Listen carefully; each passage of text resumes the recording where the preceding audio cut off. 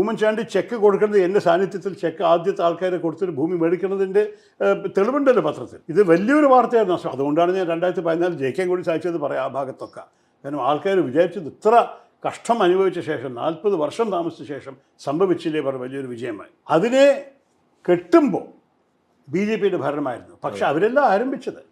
ഇപ്പോൾ BJP സ്ഥാനാർത്ഥി പറയണു എന്താ ഞങ്ങളുടെ സർക്കാർ ചെയ്താൽ ഇയാൾ ക്രെഡിറ്റ് എടുക്കണം. ഒന്നാം കാര്യം എൻ്റെ ശ്രമമില്ലാതെ ആരംഭിച്ചിട്ടേ ഉണ്ടാവില്ല, ഭൂമി എടുത്തിട്ടേ ഉണ്ടാവില്ല, സർവേ നടന്നിട്ടേ ഉണ്ടാവില്ല, ആ പ്രോജക്റ്റ് ലാപ്സ് ആവുന്ന മുമ്പായിട്ടുണ്ടാവില്ല. അതിന് തെളിവെന്താണ്? ഇപ്പോൾ എൻ്റെ മണ്ഡലത്തിലുള്ള റോഡ് തമിഴ്നാട് ബോർഡർ വരെ കാരോട് വരെ എത്തിയിട്ടുണ്ട്. അത് കഴിഞ്ഞിട്ട് കന്യാകുമാരിക്ക് പോണതിൽ ഒരൊറ്റ ഇഞ്ച് ഇളകിയിട്ടില്ല. BJP ഭരണം അപ്പോഴും ഉണ്ടായിരുന്നല്ലോ. അതുമാത്രമല്ല കന്യാകുമാരി MP 5 വർഷക്കാലം ഒരു BJP മന്ത്രിയായിരുന്നു.